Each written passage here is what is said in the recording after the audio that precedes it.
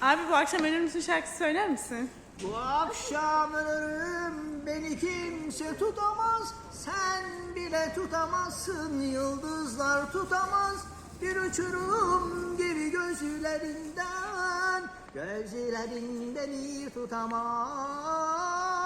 Bu akşam ölürüm, beni kimse tutamaz. Sen bile tutamazsın, yıldızlar tutamaz. Bir uçurum gibi gözlerinden, gözlerin beni tutamaz. Düşlerinde büyürüm büyürüm, kabusun olup ölürüm.